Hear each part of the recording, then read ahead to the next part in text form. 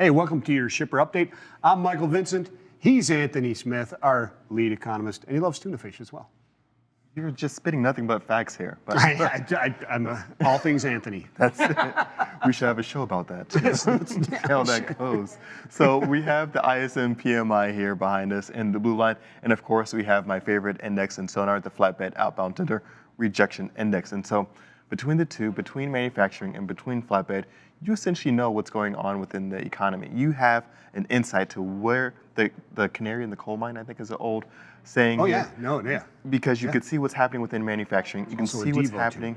And you can see what's happening within housing construction. So the latest numbers from manufacturing, first off, we have the ISM PMI, which edged down just a little bit, down to 59.5 from that 60.6 percentage point reading that we saw previous month.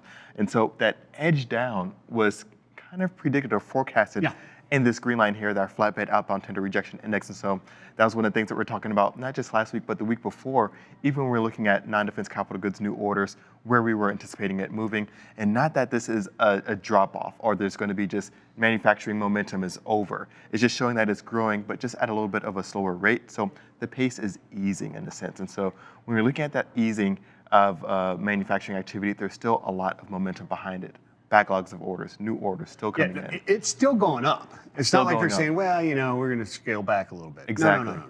Yes, it's still going up, just not at that huge rapid pace from like complete contraction. Exactly. Right? Which you would expect those sentiments to be really, really high. Continuing to grow, the sentiment, yeah, we're still growing, right? I mean, it depends on the environment in which the question's asked. For sure. And so, of course, one of the big things I love about the ISM PMI, in conjunction, of course, with the FOTRI, but there are different components to it. So we have new orders, which is at a 64.9, showing that there is still plenty of new orders coming in. We have backlogs of orders, showing that orders that haven't been fulfilled yet right now is at 65 percentage points. And so there's new orders, there's still backlogs, and employment is still growing here.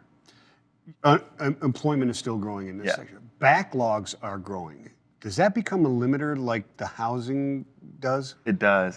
And so when you see those backlogs really starting to build up, usually in times when things are really slow, so where we saw it down here in May and previous months where we see maybe some cyclical contraction or overt contraction, that's when you'll start to see manufacturers working through their backlogs.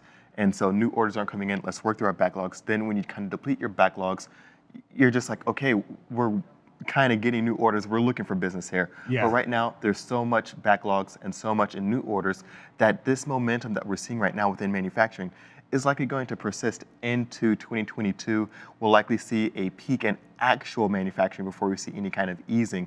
So the peak has been in the acceleration of growth, but the overall demand, the productivity will likely peak sometime. We haven't peaked yet. Not yet. And so manufacturing is still going strong. And I have another chart here if you want to get into it. And this is going to be construction spending overall. And so and he's got the FOTRI. I have the FOTRI. If you thought I was going to have something else on here, you're mistaken. You slipped me up last week. I think you put FOTRI instead of FOTRI or something. I did. And so we have FOTRI here once again in the orange line, and in the blue line here, we have construction spending for residential specifically. And so within this residential construction spending, residential is going to make up the big majority of it all. Does that include multifamily and single? It does. Okay. It does. And so when we're looking at construction spending, the overall report, because this is a report from the U.S. Census Bureau, it's going to show that residential is, of course, the most substantial point of it all.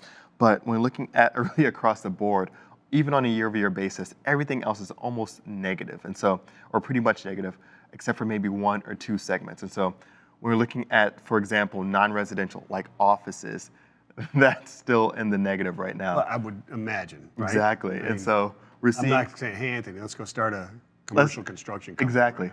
It's going to be a rough time for you if that is the case right now. I'm not saying it's done forever, but right now really isn't going to be the time or the momentum for it. So if you are looking for any kind of construction activity, warehousing is going to be the non-residential strong one. Commercial space. Exactly, and so manufacturing facilities every now and then, but warehousing is probably going to be one of those areas for non-residential.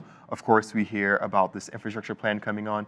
That's also going to be an area. Government spending a lot of times is, when we look at non-defense capital goods, going to be a little bit erratic, but large swings. So any kind of infrastructure bill, keep your eye on potential government contracts, especially at state and local. When you're looking at street, highway, things like that, going to be an area of potential opportunity here within construction spending. But again, with commodity prices starting to edge down, especially lumber, we're going to probably see this start to edge down just a little bit as well. And that's probably what drove up, or likely is what drove up a lot of the upward momentum in addition to the overall volume. Yeah, excellent stuff. Thank you so much, Anthony. Can't wait for Thursday when we have jobless claims. Those pesky initial jobs. Hopefully we can see some more downward movement. I hope so. I hope so too. Thank you so much, Anthony. We'll catch up with you again